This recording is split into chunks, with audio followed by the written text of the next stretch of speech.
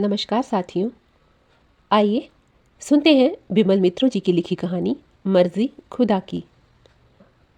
अपने लेखक जीवन में खुद लेखक ही अपना सबसे बड़ा दुश्मन होता है। इसका कारण यह है कि एक लेखक की जीवन की सबसे बड़ी ट्रेजेडी यह है कि उसे जीवन भर लिखना पड़ता है। जिंदगी भर उसे बढ़िया चीज़ लिखने की विवशता होती है। कोई एक अच्छी किताब लिख कर रुक जाने से काम नहीं चलता। यदि अच्छी किताब लिख चुका है तो दूसरी और अच्छी किताब ना लिखने पर उसे कोई माफ़ नहीं करेगा। तो लीजिए पेश है मेरे अपने दोस्त शरदेंदु की कहानी। शरदेंदु की अजीबोगरीब शादी की कहानी। उम्र हो जाने पर सबकी शादी होती है। वैसे मनुष्य के जीवन में शादी होना अनिवार्य हो ऐसी कोई बात नहीं। हम लोगों के सभी दोस्तों की शादी कुछ एक साल आगे पीछे हो चुकी थी। उन सबकी शादी में हम लोग दल बनाकर बाराती बनकर गए थे। दल बनाकर किसी विवाहोत्सव में शामिल होने का मजा कुछ और ही है। लेकिन सिर्फ शरदेंदु की शादी को लेकर जो मुसीबत आ खड़ी हुई थी वैसी मुसीबत शायद मानव इतिहास में कभी भी नहीं आई होगी। शरदेंदु की शादी एक इतिहास की सृष्टि करने वाली नज़ीर बनकर रह गई है। हम लोगों का शरदेंदु भी एक दिन रिश्वत के एक षड्यंत्र का शिकार हो गया था। किस्सा शुरू से ही बयान करना बेहतर होगा। शरदेंदु हमारे दल में होते हुए भी हमारे दल से अलग था। हम लोगों की तरह उसके पास पैतृक संपत्ति या जमीन जायदाद कुछ भी नहीं था। ना ही उसके साथ कुल गौरव की कोई कहानी जुड़ी थी। दुनिया में उसका अगर कोई था तो सिर्फ एक बूढ़ी विधवा माँ। हम लोग तो किसी न किसी सिफारिश की बदौलत कोई ना कोई नौकरी हासिल कर चुके हैं, लेकिन शरदेंदु को नौकरी कौन देता। शरदेंदु को अगर कोई भरोसा था तो सिर्फ कुछ एक ट्यूशनों का। दिन रात घोर परिश्रम करके वह जो कुछ थोड़े से रुपए कमा पाता उन्हीं से दोनों प्राणियों की गुजर बसर होती थी। शरदेंदु की विधवा माँ हम लोगों को देखते ही कह उठती, बेटे क्या तुम लोग शरदेंदु के लिए भी एक नौकरी नहीं ढूंढ सकते। मानो हम लोगों के लिए नौकरी ढूंढ पाना चुटकियों का खेल था। या फिर नौकरी नहीं मिलती तो उसकी शादी ही करा दो।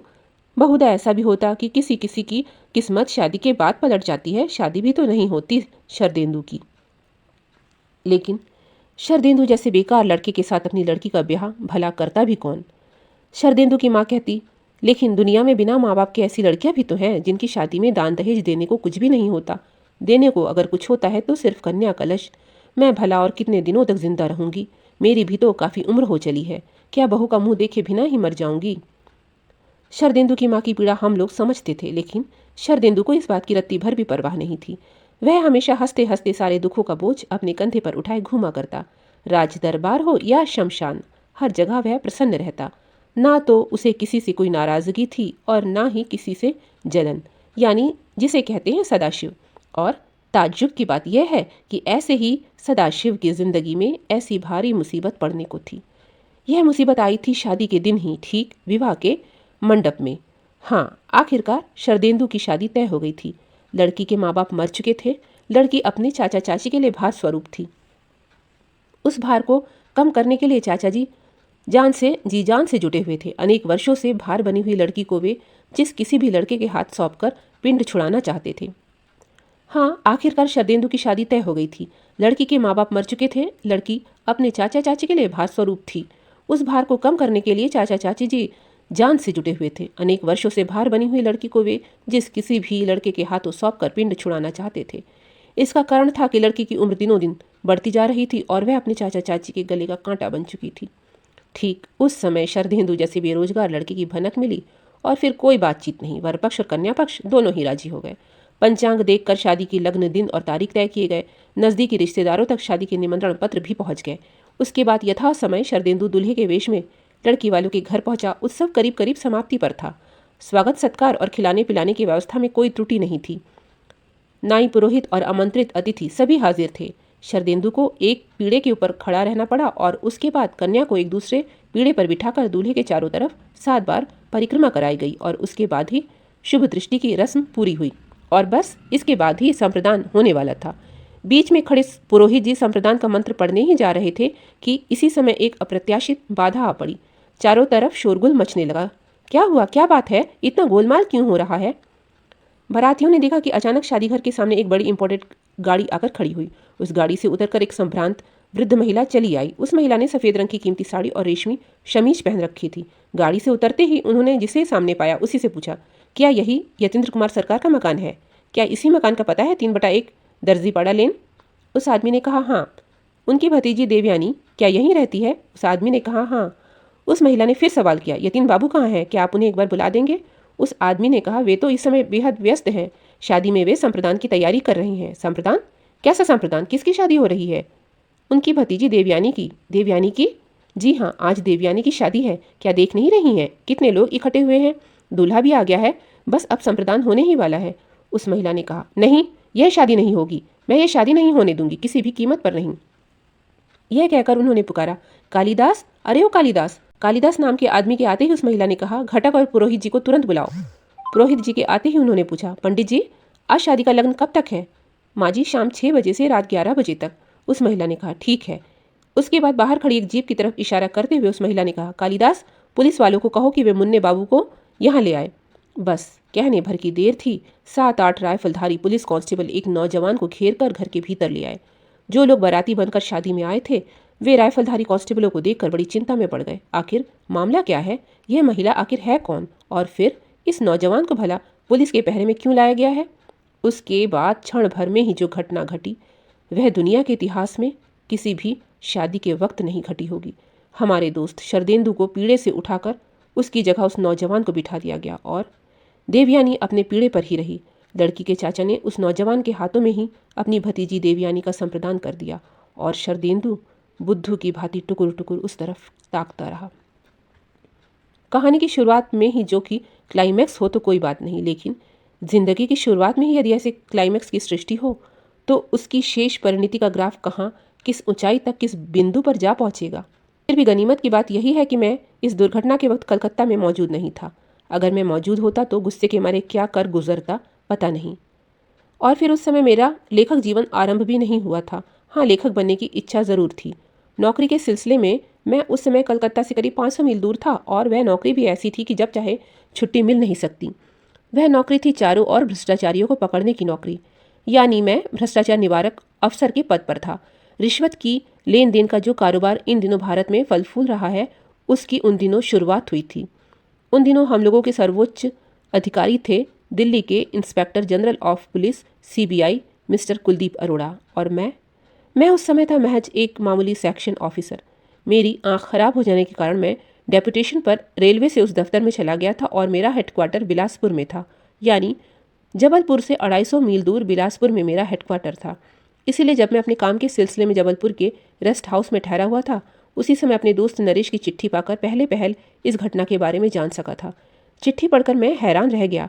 किसी विवाह उत्सव में असल दूल्हे को उठाकर राइफलधारी पुलिस कांस्टेबलों की सहायता से किसी दूसरे के साथ किसी लड़की की शादी करवा देने की घटना जैसी विचित्र थी, वैसी ही नई भी थी। मैंने सोचा, हाय रे बेचारा शरदेंदु। और शरदेंदु से ज़्यादा उसकी विधवा माँ के बारे में सोचकर मैं चिंतित हो उठा। बेचारी ने अपनी जिंदगी में कभी भी अपने पति से किसी तरह का सुख नहीं पाया और आखिरकार लड़के की तरफ से भी उसे घोर अशांति ही मिली।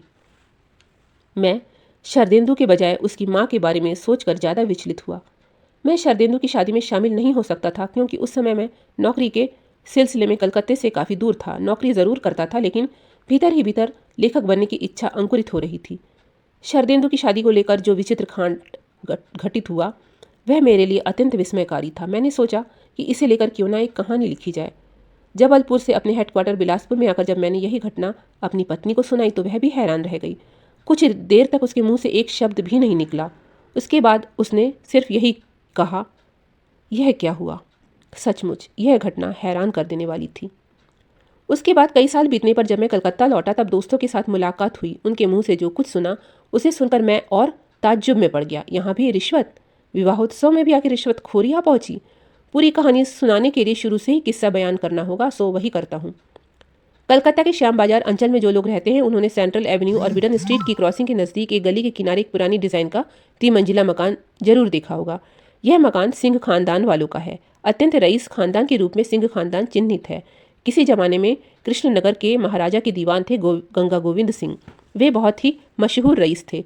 उन्हीं दीवान गंगा गोविंद सिंह के वंश की किसी शाखा से ही इस वंश की उत्पत्ति हुई थी।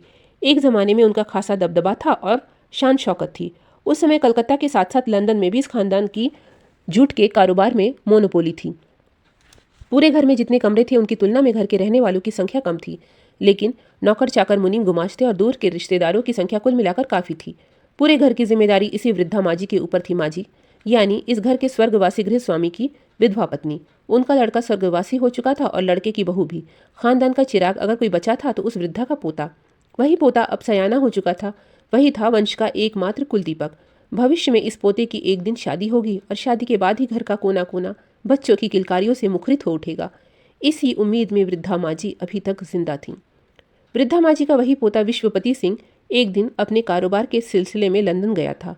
इधर वृद्धा दादी अपने पोते के लौटने की घड़ियां गिन रही थी। आखिरकार एक दिन पोता लंदन से लौटा जरूर, लेकिन साथ में अपनी मेम साहब बहू को लेकर। बहू के आने के कुछ महीनों के भीतर ही उसी सिंह हवेली के सामने एक दिन वह एक भयावह दुर्घटना घट गई। ऐसी दुर्घटना जिसका किसी ने कल्पना तक नहीं की थी। संभवतः उस समय तक भली भांति पौं भी नहीं फटी थी। सारे इलाके में अंधेरे का साम्राज्य छाया हुआ था। पहल किसने उसे देखा था, पुलिस इसका भी पता नहीं लगा पाई थी। सिंह हवेली के ठीक सामने एक बहू की लाश पड़ी हुई थी। कब वह लाश रास्ते पर फेंकी गई, किसने लाश फेंकी, इसके बारे में किसी को भी पता न था। लेकिन एक बात के बारे में सभी सहमत थे कि वह लाश और किसी की नहीं, सिंह परिवार की बहू की ही थी। सिंह परिवार की बहू यानी विश्वपति सिंह की विलायती पत्नी। पुलिस ने आकर पूछा, इस महिला का नाम क्या है? कोई भी नाम बता नहीं पाया। सभी उसे सिंह परिवार के बहू के रूप में जानते थे। बहुतेरे लोगों ने सिंह परिवार के बेटे और बहू को कार में बैठकर जाते देखा था और फिर उसकी शादी कलकत्ता में तो हुई नहीं थी। पुलिस ने पूछा, कहाँ हुई थी शादी? विलायत में। सिंह परिवार का लड़का कारोबार के सिलसिले में विलायत गया था और लौटते वक्त उस लड़की को ब्याह लाया था। सुना है कि बहू दोगली है। बहू दोगली है, इसका मतलब यही कि बहू के पिता बंगाली और माँ मेम साहब।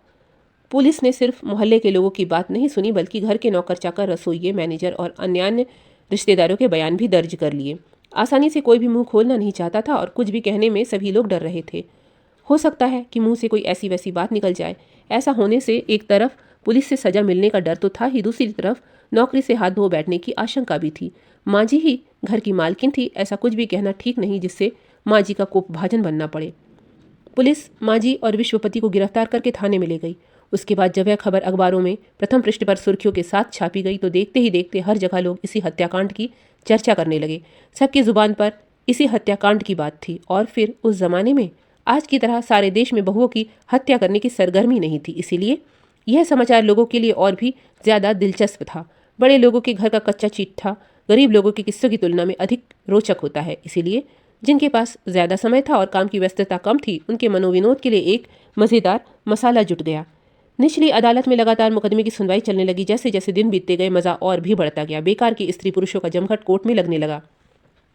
कुछ दिनों के बाद माँ जी को रिहाई मिल गई। उनके विरुद्ध कोई ऐसा ठोस सबूत नहीं पाया गया, लेकिन विश्वपति सिंह को नहीं छोड़ा गया। उसे जमानत तक नहीं मिली। उसी के विरुद्ध गंभीरतम अभियोग थे। गवाहों की जिरह के समय बात साफ हो गई कि विश्वपति और बहू रानी के बीच रोज ही झगड़ा हुआ करता था। सरकारी पक्ष में स्टैंडिंग काउंसिल मिस्टर ए के बासु ने जब जिरह शुरू की, तब सभी गवाहों ने विश्वपति के विरुद्ध ही अपने विचार व्यक्त किए। मिस्टर ए के बासु ने घर के रसोइये से पूछा, क्या तुमने कभी भी मुजरिम को नशे की हालत में देखा है? रसोइये ने जवाब दिया, हाँ हुजूर, कभी कभी उन्हें नशे की हालत में देखा है। कभी कभी या हर रोज़? ठीक ठीक सोच कर बताओ। हाँ, हर रोज़ देखा है। मेरी तरफ क्यों देख रहे हो? हुजूर की तरफ देखते हुए बोलो। रसोइया, नौकर चाकर और मैनेजर सभी स्टैंडिंग काउंसिल की जिरह से घबरा गए। घबरा कर वे सच्ची बातें उगल गए। फैक्ट्री से विश्वपति सिंह नशे में धुत होकर घर लौटते थे और काफ़ी रात बीते तक मियाँ बीबी में झगड़ा हुआ करता था। उसके बाद बहुरानी अपनी गाड़ी लेकर घर के बाहर निकल जाया करती थी। लगभग सभी गवाहों ने ऐसा ही कहा। मिस्टर ए के बासु ने उस ड्राइवर से भी जिरह की जो बहुरानी को लेकर बाहर जाया करता था। तुम्हारा क्या नाम है? महेश। तुम सिंह हवेली में कब से काम कर रहे हो? 8 महीनों से। उसी दिन से जिस दिन साहब विलायत से शादी करके लौटे थे। क्या तुम्हें याद है ये बहुरानी को लेकर तुम कहाँ कहाँ जाया करते थे? जी हाँ, कभी होटल में तो कभी कभी न्यू मार्केट में। होटल में जाकर बहुरानी क्या करती थी? हुजूर, यह मैं कैसे बता सकता हूँ, मैं तो गाड़ी में बैठा रहता था। लौटते वक्त क्या बहुरानी के मुंह से किसी तरह की बू निकलती थी? नहीं हुजूर।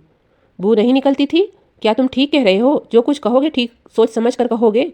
झूठ बोलने पर तुम्हें कड़ी सजा भी मिल सकती है। ठीक ठीक बताओ, बहुरानी के मुंह से बू निकलती थी या नहीं? हाँ हुजूर, निकलती थी। किस चीज़ की बू? शराब की? यह मैं नहीं जानता हुजूर। मिस्टर ए के बासु ने फिर धमकी देते हुए कहा। मेरी तरफ क्या देख रहे हो? मैं कौन होता हूँ? हुजूर की तरफ देखते हुए जवाब दो। क्या तुम शराब की बू नहीं पहचानते? क्या तुमने कभी शराब नहीं पी? महेश ने घबरा कर जवाब दिया, हाँ हुजूर, पी है। तो फिर इतनी देर तक मस्खरी कर रहे हो क्या? ठीक ठीक बताओ, बहुरानी के मुंह से शराब की बू निकलती थी या नहीं? हाँ हुजूर, निकलती थी। और तुम्हारे साहब? महेश ने चुप्पी साध ली। उसके मुंह से कोई भी जवाब नहीं निकला। क्या तुम्हारे साहब भी शराब पीते थे? ठीक से मुजरिम की तरफ देखो, अपने साहब को ठीक ठीक पहचान पा रहे हो? हाँ, वे भी पीते थे। क्या साहब और बहुरानी के बीच झगड़ा होता था? तुम जब दोनों को कार में बिठाकर कार चलाते थे, क्या दोनों में झगड़ा होता था? महेश ने कहा, हाँ होता था। मिस्टर ए के बासु ने कहा, योर ऑनर, मैं महेश से और जिरह करना नहीं चाहता। अब मैं बहुरानी की खास नौकरानी मालती को बुलाता हूँ। साक्षी मालती बालादासी। मालती ने सफ़ेद रंग की साड़ी पहन रखी थी, माथे पर घूंघट ठीक कर वह कांपती कांपती कटघरे में आ खड़ी हुई। सच कहूँगी, सच के सिवाय कुछ भी नहीं कहूँगी, आदि शब्द उसने तोते की तरह दोहरा दिए। उसके बाद जिरह शुरू हुई। जिरह के दौरान वह घबरा सी गई। साहब जब बहुरानी का गला दबा रहे थे, उस समय तुम क्या कर रही थी? मालती चुप रह गई। वह क्या जवाब दे, यह उसकी समझ में नहीं आया। अपनी ज़िंदगी में उसने कभी भी अदालत का मुंह नहीं देखा था। बोलो बोलो, बात को दबा देने की कोशिश मत करो। झूठ बोलने पर हुजूर तुम्हें कड़ी सजा देंगे। तुमने जो कुछ भी देखा है उसे बेहिचक कह डालो। तुमने तो सब कुछ अपनी आंखों से देखा था। हाँ हुजूर। तुम तो बहुरानी की खास नौकरानी थी, क्यों? ठीक है ना? साहब के साथ बहुरानी का झगड़ा हो रहा था, तब तुमने उन्हें रोका क्यों नहीं? क्या तुम्हें डर लग रहा था? हाँ हुजूर। गला दबाते वक्त बहुरानी चिल्लाई थी तो? हाँ हुजूर। उसके बाद जब बहुरानी ने हिलना डुलना भी बंद कर दिया तो साहब ने उसे दोनों हाथों से उठाकर बाहर रास्ते पर फेंक दिया, क्यों? यही ना? हाँ हुजूर। Your honour. मिस्टर ए के बासु ने मालती बाला दासी को और कुछ भी कह सकने का मौका तक नहीं दिया। यह सब बातें थी लोअर कोर्ट की। लोअर कोर्ट के जज साहब ने गवाहों के बयानों और प्राप्त सबूतों के आधार पर मुजरिम विश्वपति सिंह को जानबूझकर और ठंडे दिमाग से स्त्री की हत्या कर उसकी लाश को रास्ते में फेंक देने के अभियोग में भारतीय दंड विधान की धारा 302 के अनुसार फांसी की सजा सुना दी। नियम के मुताबिक लोअर कोर्ट की फांसी के हुक्म की पुष्टि हाईकोर्ट द्वारा करानी पड़ती है। अंग्रेजों के समय से ही यह नियम चला आ रहा है। उसी सिलसिले में मामला हाईकोर्ट में आया। जज साहब हाजिर थे। अदालत पहले की तरह खचाखच भरी हुई थी। घर की बहू का गला घोंटकर उसे सड़क पर फेंक दिया गया था। लोगों के लिए भला इससे ज्यादा मजेदार खबर और क्या हो सकती थी? और फिर कोर्ट में उस हत्यारे पति का चेहरा भी देखा जा सकता था। साथ ही इस मजेदार तमाशे को देखने के लिए कोई टिकट लेने की जरूरत भी नहीं थी। लोगों को इसका आकर्षण भला कम क्यों होता? यहाँ भी एक पक्ष में स्टैंडिंग काउंसिल थे मिस्टर ए के बासु और मुजरिम की तरफ से थे मशहूर barrister mister Neerad Ranjan दासगुप्तो, high court के स्वनाम धन्य बैरिस्टर। दोनों पक्षों में बैरिस्टर की बहस के बाद सबने यही समझा कि मुजरिम की फांसी की सजा कायम रहेगी। दूसरे दिन जज साहब अपना फैसला सुनाने वाले थे। कोर्ट बंद होने वाला था। अचानक बैरिस्टर नीरद रंजन दासगुप्त ने जज साहब के पास एक अर्जी पेश की। मी लॉर्ड, मुजरिम की तरफ से मुझे हुजूर की सेवा में एक अर्जी पेश करनी है। अर्जी? कैसी अर्जी? मुजरिम को 6 घंटे के लिए पुलिस के पहरे में पैरोल पर छुट्टी देनी होगी। सिर्फ कोर्ट के श्रोतागण और साधारण दर्शक वृंद ही नहीं, बेंच क्लर्क, अर्दली, चपरासी और स्वयं जज साहब भी बैरिस्टर साहब की बात को सुनकर हैरान रह गए। जज साहब ने कहा, क्या है अर्जी? हुजूर, हमारा मुवक्किल शादी के लिए जाएगा। शादी? शादी करने के लिए 6 घंटों की छुट्टी मंजूर हो गई। 8 राइफलधारी पुलिस कांस्टेबल पहरा देते हुए मुजरिम को कन्या के घर तक ले जाएंगे। उसके बाद शादी हो जाने के बाद मुजरिम को फिर से जेल में बंद कर दिया जाएगा। बिन बादल बरसात वाली कहावत आप सबने जरूर सुनी होगी। यहाँ यह कहावत 100% चरितार्थ हो गई थी। सभी घटनाक्रम की इस आकस्मिकता को देखकर पल दो पल के लिए गूंगे हो गए। जज साहब हुक्म सुनाकर अपने चैम्बर में चले गए। स्टैंडिंग काउंसिल ए के बासु ने नीरद रंजन दासगुप्त को कॉरिडोर में जा पकड़ा। उन्होंने पूछा, यह कैसी दिल लगी की है आपने मिस्टर दासगुप्तो? मिस्टर दासगुप्तो बार एसोसिएशन की लाइब्रेरी की तरफ जाते जाते बोले, मिस्टर बासु, हेमलेट ने होरेशियो से जो कुछ कहा था वह आपको याद नहीं है क्या? There are more things in heaven and earth, Horatio, than are dreamed of in philosophy. सुनो होरेशियो, इस पृथ्वी और स्वर्ग में ऐसी बहुत सी चीज़ें हैं जिनकी दर्शन शास्त्र ने स्वप्न में भी कल्पना नहीं की होगी। लेकिन ठीक ठीक बताइए, माजरा है क्या? फांसी की सजा पाए हुए मुजरिम से भला कौन लड़की शादी करने के लिए तैयार होगी? बैरिस्टर दासगुप्तो ने कहा, जरूर तैयार होगी मिस्टर बासु, जरूर। इस पृथ्वी पर सभी कुछ संभव है मिस्टर बासु। जिस समय लोअर कोर्ट में यह मुकदमा चल रहा था, पूरे कलकत्ते में इस मामले की धूम मची हुई थी। उस समय मेरे मुवक्किल की दादी मिसेस सिंह पूरे हिंदुस्तान में घूम रही थी एक अच्छे एस्ट्रोलॉजर की तलाश में।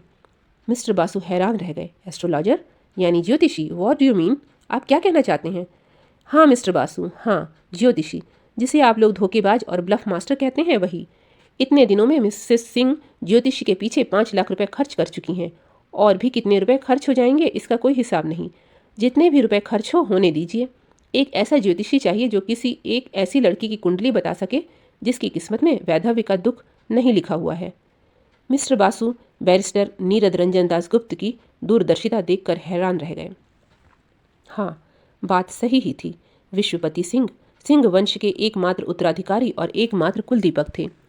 एक समय के कृष्णनगर के महाराज के दीवान गंगा गोविंद सिंह की एक शाखा के वंशधर इसी सेंट्रल एवेन्यू और विंडसे स्ट्रीट के मोड़ की गली के भीतर वाले मकान के एकमात्र मालिक थे। उसे ही फांसी हो गई तो फिर बचेगा क्या? उसकी जिंदगी बड़ी है या रुपये? यह सलाह दी थी हाईकोर्ट के मशहूर बैरिस्टर क्रिमिनल लॉ के विशेषज्ञ मिस्टर नीरद रंजन दासगुप्त ने, जब उन्होंने देखा कि मृत्यु दंड किसी भी तरह रोका नहीं जा सकता। तब उन्होंने एक दिन मिसेस सिंह को एक परामर्श दिया।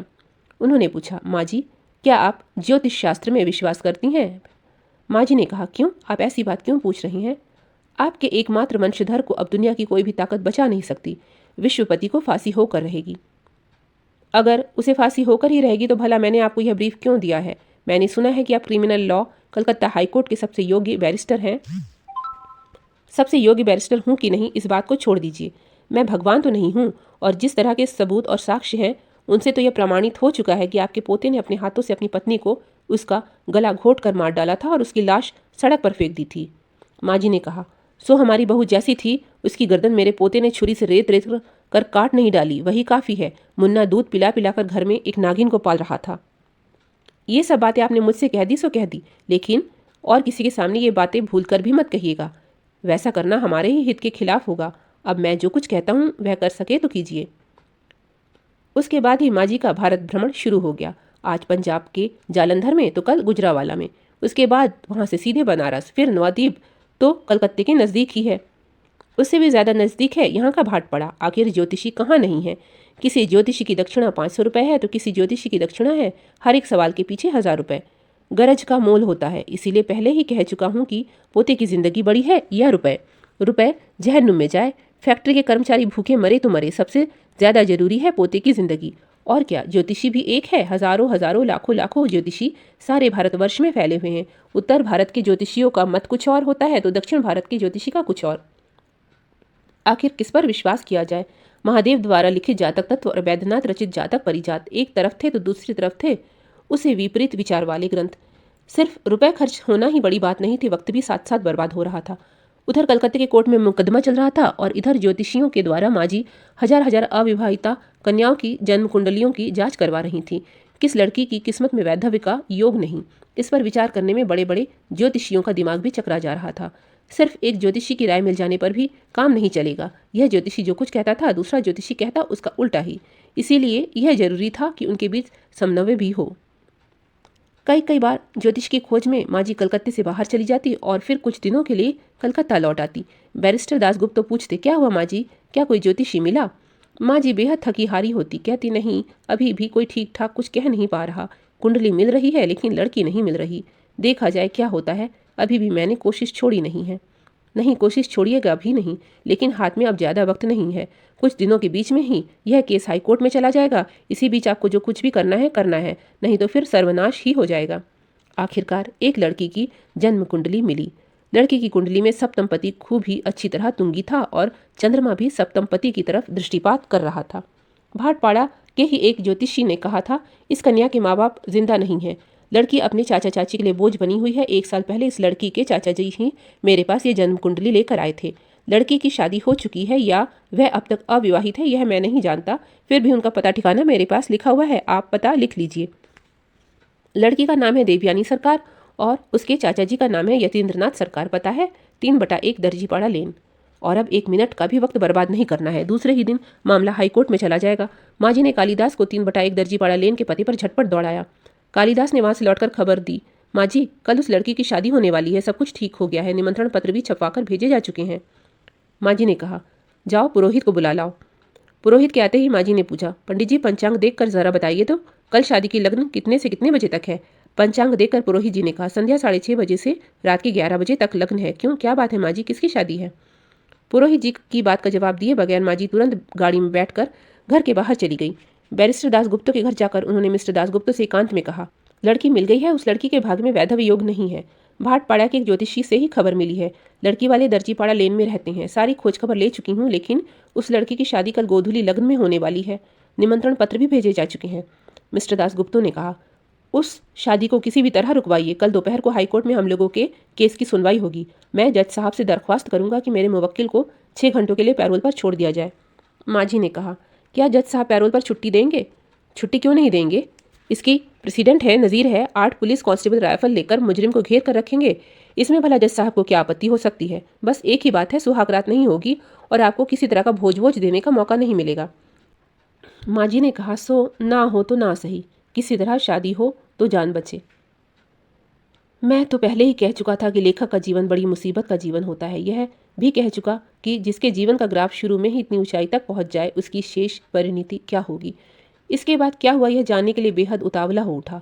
इसीलिए मैंने नरेश से पूछा, फिर क्या हुआ? कितने सालों के बाद मैं कलकत्ता आया था। उन दिनों मैं एक ऐसी नौकरी कर रहा था जिसकी वजह से मुझे कलकत्ता आने का मौका कम मिला करता था। कलकत्ते के बारे में मुझे जो भी खबरें मिलती वे अपने मित्रों के मार्फत ही मिलती, लेकिन मेरे मन में सबसे ज़्यादा कौतूहल शरदेंदु की शादी के बारे में था। शरदेंदु के विवाह से संबंधित दुर्घटना के बारे में मुझे नरेश के मुंह से ही सारा विवरण विस्तार पूर्वक सुनने को मिला।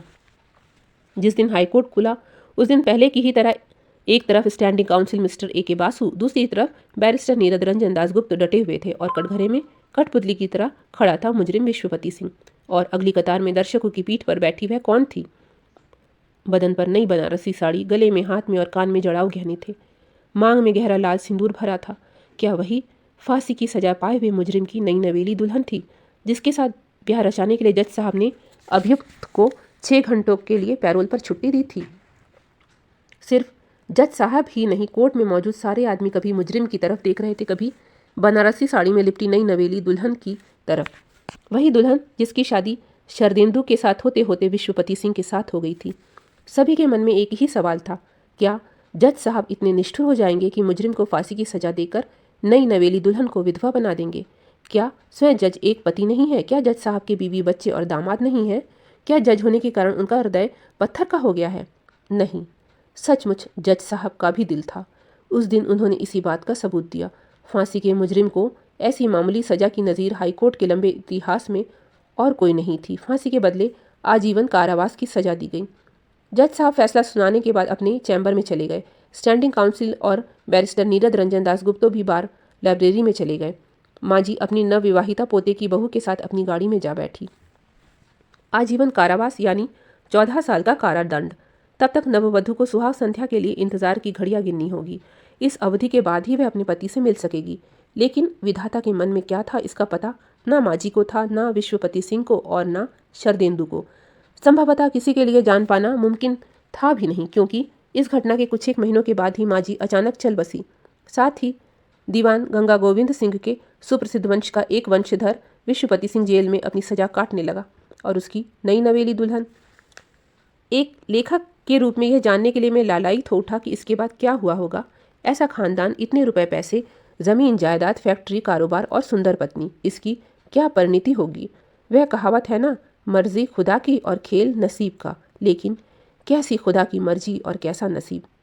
नरेश पूरी घटना विस्तार पूर्वक सुना रहा था और मैं तन्मय होकर सुन रहा था। नरेश एक दिन अपने ऑफिस से घर लौटा ही था कि हठात दरवाजे पर दस्तक हुई। नरेश ने दरवाज़ा खोला। सामने शरदेंदु को देखते ही अवाक रह गया। नरेश ने कहा, शरदेंदु तू?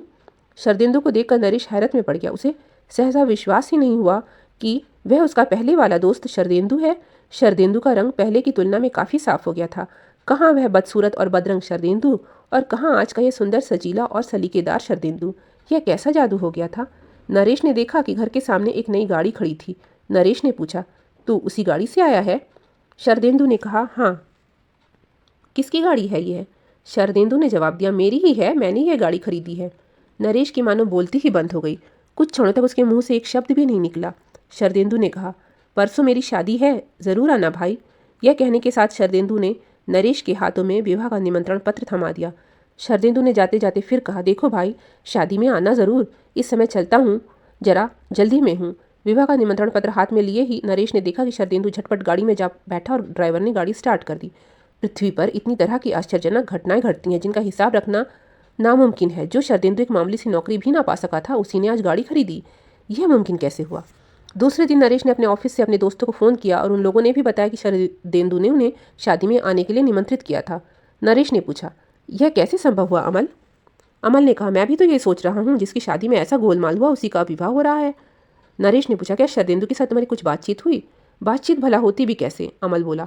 वह तो तूफान की तरह आया और शादी का कार्ड देकर चला गया। शरदेंदु से मैं सिर्फ यही पूछ पाया था कि गाड़ी किसकी है। उसने जवाब दिया, यह गाड़ी मैंने ही खरीदी है। सिर्फ अमल ही नहीं, हमारी मित्र मंडली के दिलीप, संदीप, मानस, कुणाल, शिबू सभी हैरान थे। विवाह स्थल का पता जानने के लिए जब नरेश ने शादी का कार्ड पढ़ना शुरू किया तो वह और हैरत में पड़ गया। कन्या का नाम देवयानी था। देवयानी? यह कौन सी देवयानी थी? जिस देवयानी की शरदेंदु के साथ शादी होने को थी, उसकी शादी तो शरदेंदु के बजाय विश्वपति के साथ हो चुकी थी। विश्वपति सिंह को उम्र कैद की सजा मिलने के बावजूद देवयानी उसकी पत्नी थी। खैर, शादी के दिन सभी दोस्त शरदेंदु के घर आ पहुंचे। शरदेंदु ने नया मकान बनवाया था, सुंदर सा मकान। उस मकान को देखकर सभी चकित रह गए। शरदेंदु मकान कैसे बनवा पाया? वह गाड़ी कैसे खरीद पाया? जिसके पास कुछ भी नहीं था, जो कुछ एक ट्यूशनों के बलबूते पर पेट भर पाता था, उसके पास आखिर इतने रुपए आए कहाँ से? नरेश, अमल, दिलीप, संदीप, मानस, कुणाल, शिबू सभी के सामने यही समस्या थी कि आखिर यह सब कैसे संभव हुआ। और यह सवाल भी सबको परेशान कर रहा था कि देवयानी आखिर है कौन, जिसके साथ शरदेंदु की शादी होने जा रही थी। शरदेंदु के घर में ना जाने कहाँ से बहुत से रिश्तेदार भी जुट गए थे। शरदेंदु बेहद व्यस्त था। इस व्यस्तता के बीच शरदेंदु के साथ कुछ भी बातचीत नहीं हो सकी। शरदेंदु वर का वेश धारण कर कन्या के घर की तरफ रवाना हुआ। शरदेंदु के दोस्त भी बाराती बनकर उसकी गाड़ी के पीछे पीछे दूसरी कार में चल पड़े। लड़की वालों के घर में भी भारी धूम थी। पूरा घर रंग बिरंगी रोशनी से जगमगा रहा था। बारातियों का दिल खोलकर स्वागत किया गया। शहनाई का सुर सुनकर सभी अभिभूत हो रहे थे। दूल्हे शरदेंदु को एक कमरे में बिठाया गया। उसे घेर कर लड़कियां खड़ी थी। वहां भी शरदेंदु के साथ उसके दोस्तों की कोई बातचीत नहीं हो पाई। उसके बाद कन्या पक्ष के लोग शरदेंदु को विवाह मंडप में ले गए। शरदेंदु को एक पीढ़े के ऊपर खड़ा करना पड़ा और दूसरे पीढ़े पर दुल्हन को बिठाकर 4 आदमियों ने उसे दूल्हे शरदेंदु के चारों तरफ 7 बार घुमाया। 7 बार परिक्रमा पूरी होने के बाद ही शुभ दृष्टि का आयोजन हुआ। पुरोहित जी ने कहा, अब शुभ दृष्टि, बेटी देखो, वर की तरफ देखो। उसके बाद मैं नरेश के मुंह से सारा किस्सा सुन रहा था। मेरा कौतूहल उत्तरोत्तर और भी बढ़ता जा रहा था। मैंने पूछा नरेश से, क्यों भाई, लड़की कैसी थी? नरेश ने कहा, अरे भाई, वही देवयानी सरकार, जिसके साथ एक दिन शरदेंदु की शादी होते होते रुक गई थी। वही देवयानी सरकार, जिसकी शादी शरदेंदु के बजाय विश्वपति सिंह के साथ हो गई थी। मैंने पूछा, यह कैसे हो सकता है? एक ही लड़की की शादी 2 व्यक्तियों के साथ कैसे हो सकती है? नरेश ने कहा, हम लोग भी तो इसी बात पर हैरान थे। जिस लड़की की किस्मत में ज्योतिषी के अनुसार वैधव्य योग नहीं था, उस लड़की की शादी फिर शरदेंदु के साथ कैसे हुई? वह भला विधवा ही कैसे हुई? और शरदेंदु के साथ उसकी शादी भला क्यों कर हुई? कुछ देर रुककर नरेश ने फिर कहना शुरू किया। उसके बाद बहुतों से पूछताछ करने पर पता चला कि उसकी किस्मत में वैधव्य योग नहीं था।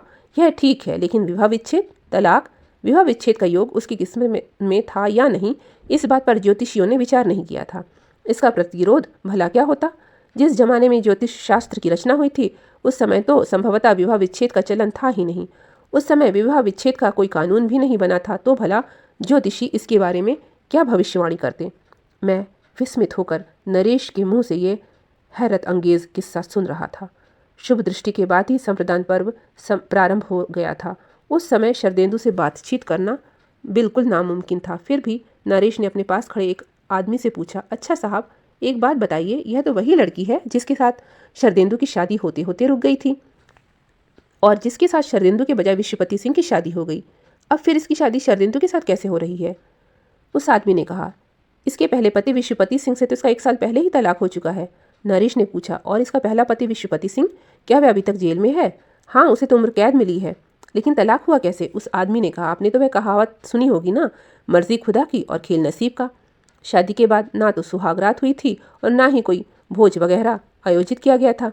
वह विवाह तो असिद्ध हो गया। इसीलिए देवयानी को तलाक पाने में किसी तरह की कठिनाई नहीं हुई। नरेश सारा किस्सा सुनाता जा रहा था। उसने फिर कहा, देवयानी का अपने पहले पति से विवाह विच्छेद ही नहीं हुआ, बल्कि क्षतिपूर्ति के रूप में उसे लाखों रुपए भी मिले। उन्हीं रुपयों से ही तो शरदेंदु ने मकान बनवाया है और गाड़ी खरीदी है। शरदेंदु के पास इस समय जो कुछ भी है वह है देवयानी के प्रथम पति के रुपयों की बदौलत ही। शरदेंदु को बस एक ही बात का दुख है, आज इस शादी को देख पाने पर जो सबसे ज़्यादा खुश होती, शरदेंदु की वह गरीब बूढ़ी विधवा माँ। आज खुशी का यह दिन देखने के पहले ही वह इस संसार से विदा हो चुकी है। घटनाओं के झंझावात में मैं ना जाने कैसा विह्वल हो चला था। शादी तो बहुतों की होती है, लेकिन किसी भी लड़के को भला शरदेंदु की तरह विवाह मंडप से अपमानित होकर खाली हाथ लौटना पड़ा है? और क्या कोई लड़का इस तरह पहले वाली लड़की के साथ फिर विवाह बंधन में बंधता है? सचमुच शेक्सपियर ने झूठ नहीं कहा था। There are more things in heaven and earth, Horatio, than are dreamed of in your philosophy. यह कहानी मैं कैसे लिखूं? इस कहानी पर कौन विश्वास करेगा? क्या इतिहास में कभी किसी ने ऐसी घटना देखी है? नरेश मुझे अपने साथ लेकर शरदेंदु के नए मकान की तरफ बढ़ने लगा। नरेश ने हठात दूर के एक मकान की तरफ इशारा करते हुए कहा, वह देखो, वही तो है शरदेंदु का नया मकान। मैंने उस मकान की तरफ कुछ क्षणों तक एकटक देखा। सचमुच देखने लायक मकान था। शरदेंदु ने हम सबको पराजित कर दिया था। फिर भी मैंने पूछा, एक बात समझ में नहीं आ रही, लड़की के चाचा ने फांसी की सजा पाए हुए अभियुक्त के साथ भला अपनी भतीजी की शादी क्यों की? अरे, यह तो बिल्कुल सीधी सी बात है, नरेश ने कहा। यह भी तुम नहीं समझ सके? लड़की के चाचा जी को विश्वपति सिंह की दादी ने उस रोज 4 लाख रुपयों की रिश्वत दी थी। ताज्जुब की बात है, यहाँ भी रिश्वत? मैं तो पहले ही कह चुका हूँ कि दूसरे महायुद्ध के बाद मैंने कुछ एक वर्षों के लिए घूसखोरों को पकड़ने की नौकरी की थी। बहुत से घूसखोरों को मैंने पकड़ा भी था। इसके लिए एक बार प्रेसिडेंट ऑफ इंडिया से मैंने पुरस्कार भी पाया था। लेकिन फिर भी इस तरह के रिश्वत की लेन देन की मैंने कल्पना भी नहीं की थी। भला कोई भी इस तरह की रिश्वतखोरी की कल्पना कर सकता है क्या? दुनिया में इतने लोगों के होते हुए यह घटना घटी शरदेंदु के जीवन में। सच है, मर्जी खुदा की और खेल नसीब का। नरेश ने शरदेंदु के घर के बाहर सदर दरवाजे के पास जाकर कॉलिंग बेल बजाई। कॉलिंग बेल की आवाज़ पूरे घर के भीतर गूंज उठी। मुझे ऐसा लगा मानो कॉलिंग बेल की आवाज़ नहीं थी, वह थी विश्वपति सिंह की आवाज़, या फिर वह थी विश्वपति सिंह की 4वीं पीढ़ी के प्रसिद्ध पुरुष दीवान गंगा गोविंद सिंह की जेलखाने के भीतर से की गई विकट आर्द्र ध्वनि। तो ये थी कहानी मर्जी खुदा की। अगर पसंद आई हो तो लाइक कर दीजिएगा, चैनल पर नए हो तो सब्सक्राइब कर दीजिएगा। धन्यवाद।